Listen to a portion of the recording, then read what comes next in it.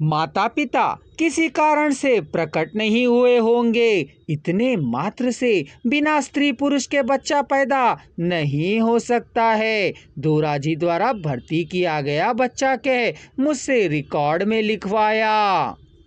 आपकी माँ दोराजी को मालूम है, लेकिन उसके बारे में मुझे दोराजी ने कुछ नहीं बतलाया, चूंकि उन्होंने ही आपके पिता हैं कह घोषणा की है, अतः वे ही आपके पिता हैं और पिता के रूप में व्यवहारित होंगे। चूंकि माता के बारे में दोराजी ने नहीं बताया, अतः यह बात राज रहस्य के रूप में दबी रहेगी। यदि वे आपके पिता नहीं हैं तो आपके माता पिता के बारे में मात्र उन्हीं को पता होगा, उन्होंने नहीं बताया है, अतः किसी को नहीं मालूम है, सत्यमूर्ति ने कहा। चितरंजन दोराजी उसके पिता हैं, इसमें कोई संदेह नहीं है, लेकिन माता के बारे में स्पष्ट रखना, यही बात समझ में नहीं आ रही थी। सदाशिवम ने सत्यमूर्ति को विदा ले मातृ मंदिर के पास आया। शाम को कई माताएं पेड़ों के नीचे आराम कर रही थी। उनमें माता पिता विहीन, भाई बहन विहीन, देखभाल करने वाले बेटों वाली बेटियों से विहीन, पति विहीन, पति द्वारा छोड़ दी कई माताएं हैं। उनमें उसकी माँ नहीं है, लेकिन वे सभी उसकी माँ समान ही हैं। उन सबसे पहल करते हुए, स्वास्थ्य के बारे में पूछते हुए, जहाँ मन हुआ वहाँ उनके पास बैठकर इधर उधर की बातें करते हुए, उनको उत्साहित करते हुए सारी शाम सदाशिवम ने बिताई।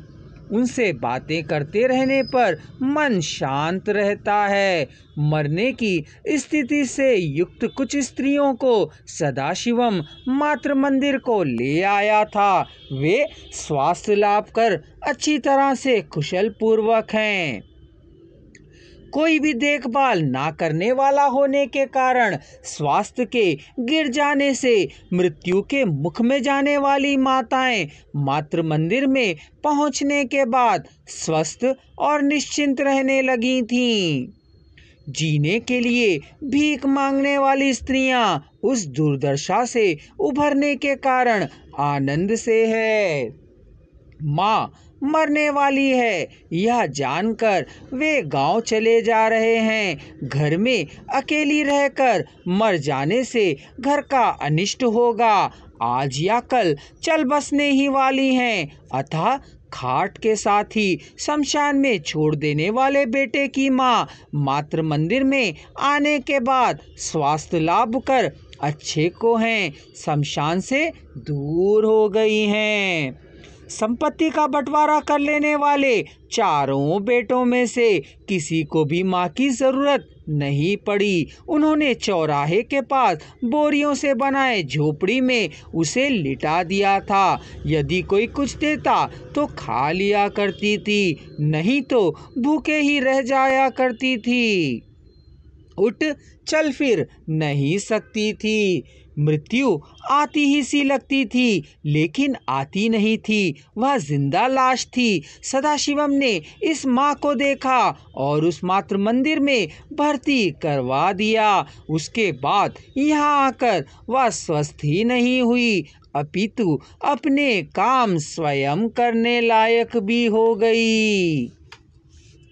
अड़ोस पड़ोस वालों के डांट फटकार लगाने पर, सगे संबंधी उपहास करने पर, कुल वाले अपमान करने पर, जान पहचान के लोग तरह तरह से ताने मारने पर, स्वास्थ्य लाभ कर अपने काम करने वाली अपनी माँ को देख अपने बच्चों की देखभाल करने, घर की पहरेदारी करने वाले कुत्ते के रूप में चौका बर्तन रसोई आदि कामों को करने वाली नौकरानी की तरह काम आएगी सोच, अपने साथ उसे ले जाएंगे कह चारों बेटों मातृ मंदिर को चले आए थे।